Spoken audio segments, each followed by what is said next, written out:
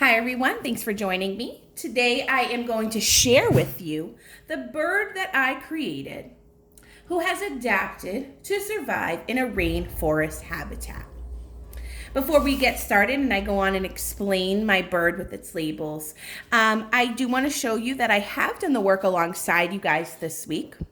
On day one, I asked you to choose a habitat that your bird would adapt to. So I chose the rainforest for my specific bird. I made some notes here that a rainforest has our large thick forests that get a ton of rain. I made my word web on day one, just noting some of the characteristics of my rainforest. Now, this was really important to do so that you know what challenges or what resources your bird has in their environment. On day two, we asked you guys to think about a bunch of adaptations. And so what I did was I actually did day two and day three on the same page. Over here, I started on day two, kind of deciding, all right, where's my bird gonna live? So I decided he's gonna live in the top layer, the canopy of the rainforest. It's a thick leafy treetops. There's plenty of food and sunshine there. Then I started thinking about the adaptations, and this is where I really got creative. So what I have listed here, I actually did label over on my bird, so I'm just gonna move this over. And let's take a look at day three, which is your job today to design a bird. I want you guys to draw a diagram with labels. You might wanna use captions or fact boxes as well.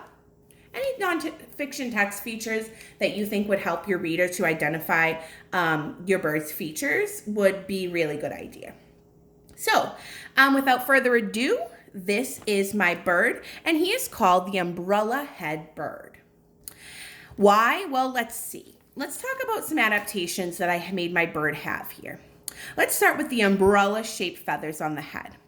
So I remember watching the rainforest video and learning about a plant that had an adaptation whose leaves were actually shaped in a special way that allowed rain to trickle off of them so that the plant wouldn't drown. So I thought, well, wouldn't that be cool if a bird adapted that way too? So what we have here is this bird over time in the rainforest has developed some umbrella-shaped feathers on their head. These are special feathers with special tips that get rid of excess rain.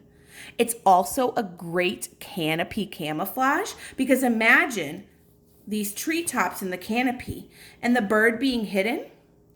You might think that those feathers there are just a treetop. So if you are a predator and you want to eat me, you might move right on by because you might think from the top of my head that I am just a tree.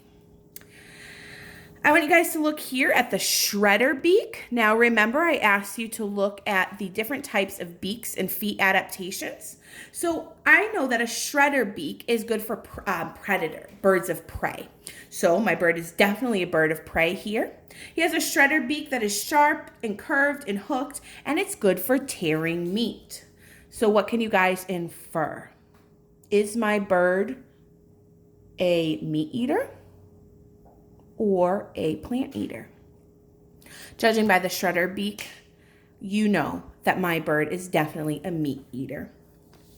Because it's a bird of prey, I thought I'd give him some nice big talons. So I pointed to his grasping feet, and these are great for grabbing prey.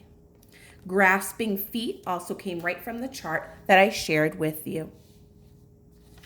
I want to move over here. Another adaptation that I gave my bird was camouflage.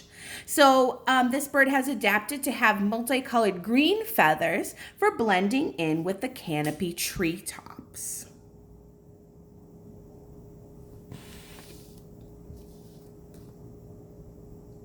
This is a diagram with labels that point to the important parts or adaptations of my bird. Hope you enjoyed it, guys. Thanks for watching.